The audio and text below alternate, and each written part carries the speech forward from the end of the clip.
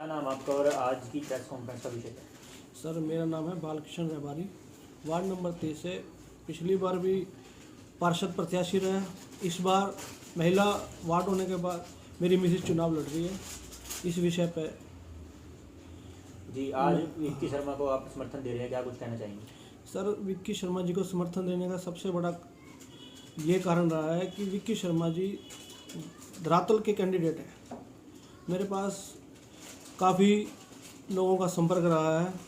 उन्होंने holding system के माध्यम से ही सहयोग मांगा है, भाई मेरी फ्लैक्स लग जाए, मेरा नाम हो जाए ऐसे। लेकिन मेरी इन चीज़ों में विश्वास नहीं है। मुझे ऐसे चेयरमैन प्रत्याशी की ज़रूरत थी जो धरातल पे लोगों की समस्याओं को सुने, समझे, देखे, ताकि वार्ड का पार्षद बनने का आनंद तभी आएगा कि वार्ड के सभी निवासी खुश हों, हर समस्याओं से बार बार रोज दिक्कत ना समझे, हर काम का एक अपना महत्व पार्षद उनको दे पाए। इस सब चीज़ों को देखते हुए मुझे विक्की शर्मा जी की तरफ मेरा मन बना और उनकी तरफ भी मैं इस बार जाने का मन बना चुका। तो क्या आप चुनाव लड़ेंगे? मैं पार्षद का चुनाव इस बार लड़ूंगा और विक्की शर्मा जी को चेयरमैन चुनाव के लिए सपोर्ट करूंगा, सहयोग करूंगा। पिछली बार भी आपने चुनाव लड़ा था, कितनी वोटें आई थी? पिछली बार मैंने चुनाव लड़ा था। मैं चुनाव से लगभग 3 महीने पहले मैदान में गया था। मेरे लिए सब कुछ नया था क्योंकि मैं एक करियाना दुकानदार था। लोगों के बीच मेरी इतनी उठ बैठ थी नहीं, फिर भी लोगों ने मेरी विचार और मेरी सोच को एक तवज्जो दी। मेरे को लगभग 750 के आसपास मत मिले।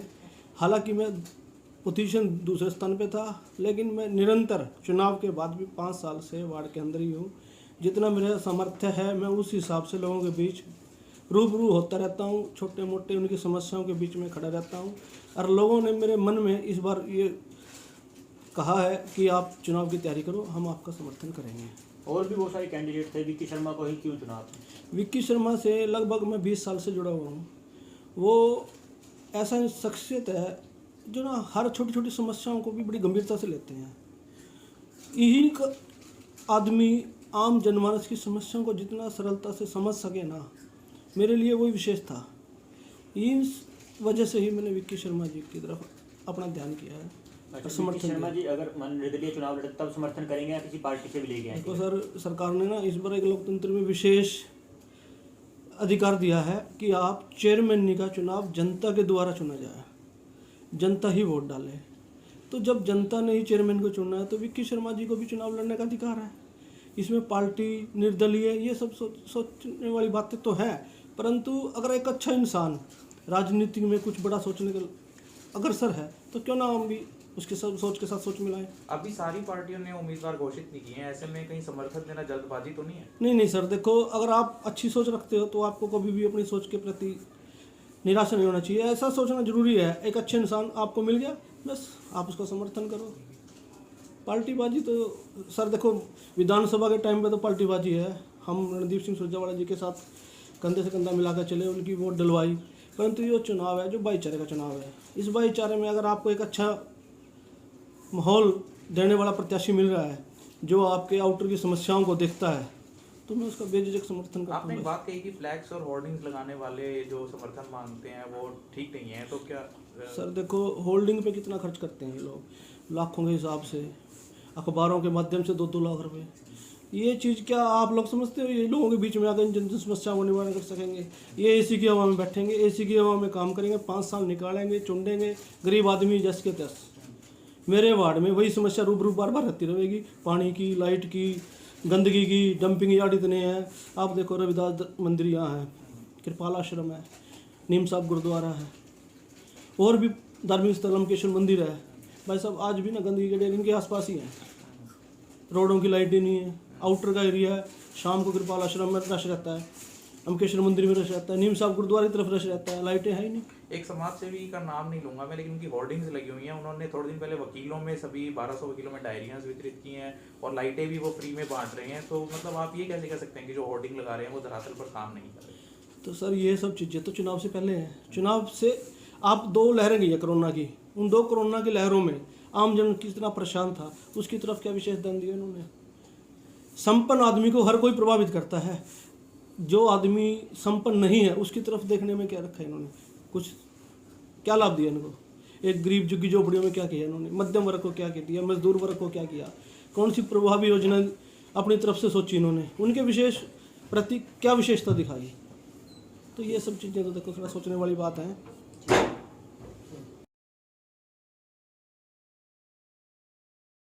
विक्की शर्मा जी, आज आप प्रतापगढ़ आए हैं और समर्थन मिल रहा है, क्या कुछ कहना चाहेंगे? देखिए, बालकृष्ण रबारे जी पिछली बार चुनाव लड़े थे, कुछ ही मतों से ये चुनाव हार गए थे।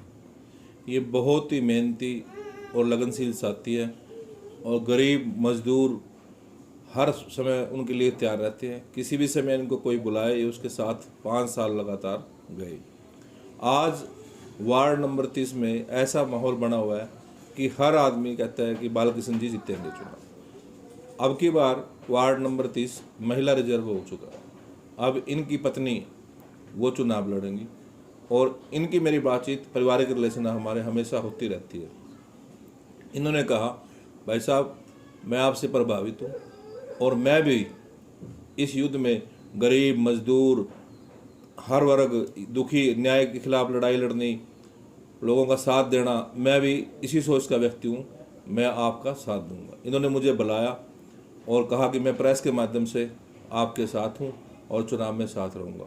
और मुझे ऐसे साथी मिल रहे हैं, ऐसा समर्थन मिल रहा है, तो मैं निश्चित तौर पे इस चुनाव में बढ़िया मतों से हम जीतेंगे और हम चुनाव लड़ेंगे। सर, प्रश्न ये भी है कि अब इलेक्शन आ रहा है और जितना पास में इलेक्शन आ रहा है, तो क्या प्लानिंग बनाई है आपने लोगों से मिलने की जो आपको समर्थन करे अलग अलग वार्डों में?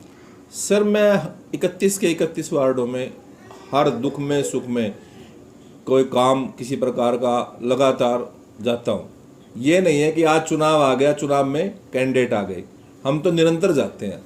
इसीलिए मैं इसी में यही मेरा आधार है चुनाव लड़ने का। आप किसी भी आज आप एक वार्ड में आए हो, 2 में आए हो, आपको हर वार्डों में ये चीज़ मिलेगी।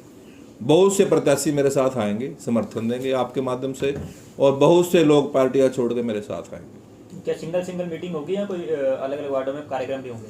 कार्यक्रम भी होंगे। अभी तो जैसे ज्वाइनिंग करेंगे, सिंगल मीटिंग कराएंगे लोगों को, अलग अलग एकदम तो हो नहीं सकता है ऐसे।